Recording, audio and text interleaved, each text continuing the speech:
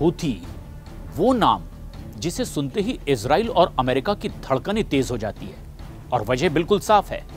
समंदर से आसमान तक ये विद्रोही अब किसी एक मुल्क के लिए नहीं बल्कि पूरी दुनिया के लिए चुनौती बन चुके हैं। 17 सितंबर को जो कुछ हुआ उसने इस डर को और ज्यादा गहरा कर दिया। एलपीजी से भरे एक टैंकर पर यमन के हूथी लड़ाकों ने कब्जा कर लिया।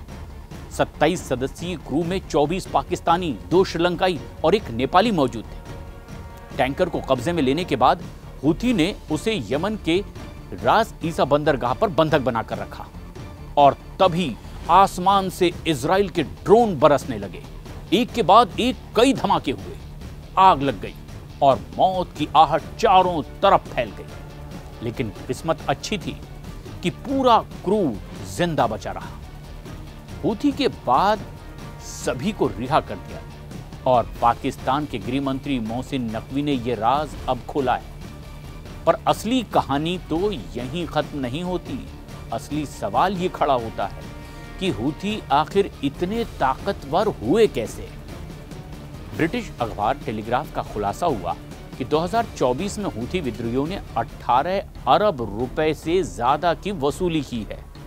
उनका सालाना टारगेट 20 अरब है, और इस पैसे से खरीदे जा रहे हैं एडवांस हथियार, और उसी से बन रही है एक प्राइवेट आर्मी जो किसी भी मुल्क से कम नहीं दिखाई देती। इजरायली खुफिया एजेंसी मोसाद, जिसने कि अरब देशों की गुप्त योजनाएं पढ़ ली है, ईरान तक की नब्ज पकड़ ली है, वही मोसाद हूथी लड़ाकों की भाषा और कोड समझ नहीं पा रहे। यानी कि इंटेलिजेंस वॉर में इजराइल कई कदम इनसे पीछे छूट चुका है।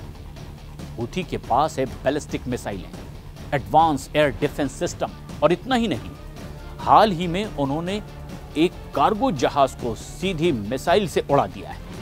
इजराइल की ओर से रोज 2 मिसाइलें दागी जा रही हैं। अमेरिका ने भी फरवरी में सीधे मोर्चा खोला था, लेकिन हूथी ने उसे 23 MQ-9 ड्रोन गिरा दिए, और एक एक ड्रोन की कीमत करीब 260 करोड़ रुपए बताई जा रही है। यानी कि हूथी ने 60,000 करोड़ का नुकसान अमेरिका को चुटकियों में ही दे दिया।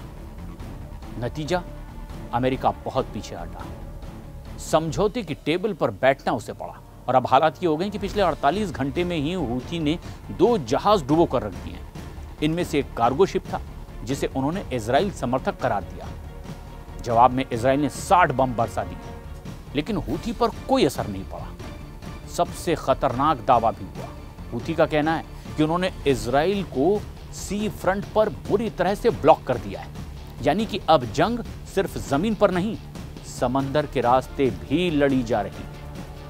तो सोचिए, हूथी जिन्होंने कभी यमन का लोकल विद्रोही के तौर पर अपने काम को शुरू करने का दावा किया, अब इजराइल को तक झुका रहा है, अमेरिका को भी चुनौती दे रहा है।